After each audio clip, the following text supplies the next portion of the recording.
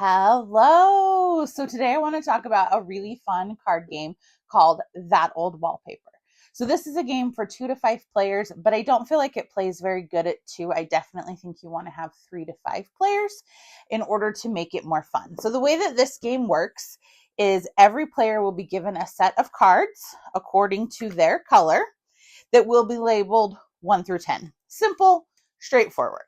So what you are doing is you are going to be bidding on wallpaper cards that you are going to be combining in front of you to match up patterns, because the more patterns you have matched is going to maximize your end game scoring. So if this were a 4-player game, you are going to randomly put out the 4-player markers, and this will arbitrarily serve as the turn order for if there's a tie. So right now, red would be in the first position. So if they tied someone, they would be the winner. If that happens, they then move to the back of the line, and yellow now becomes new front. So it's cycling throughout the game, but to pick the order at the beginning, it is just random. So what you're going to do is you're going to flip out a card for each of the numbers of players that you have. And there are some cards. Let me find one. Probably help if I looked at them this way.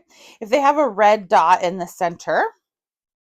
So let's say this card flipped out instead. If it has a red dot in the center, you actually flip a second card out. So whoever gets this one is going to get 2 cards. Everyone else is going to get 1.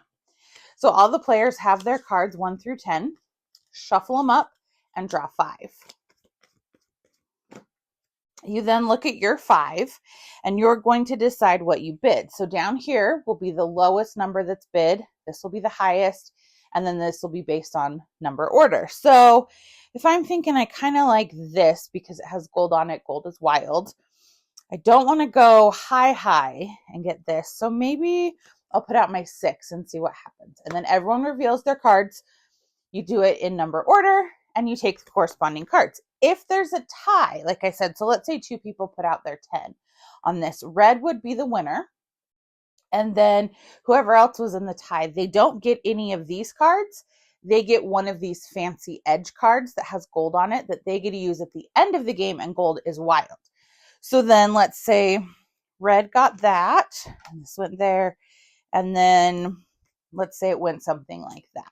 So everybody is now going to place in front of them their cards. So maybe I have something going like this with mine.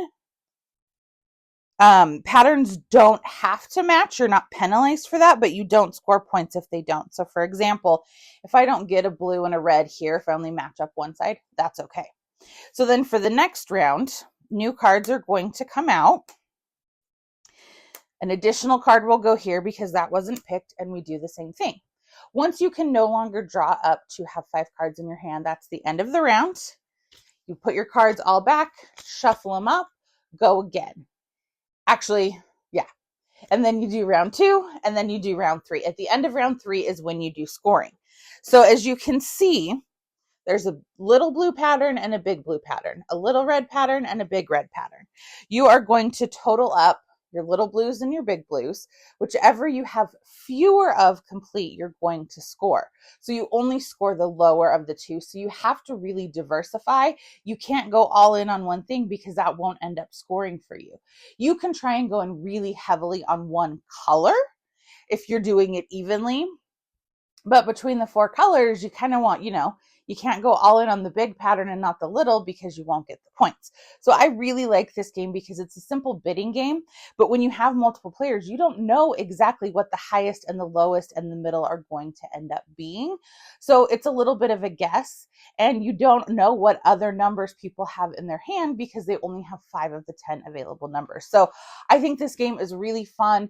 It's great to pull out. It's quick to teach. It looks really cool. And I absolutely enjoy That Old Wallpaper. I would love to know, have you played it? What do you think of it? Give me a like and a follow, and I'll keep bringing you more board game content. Thanks. Bye.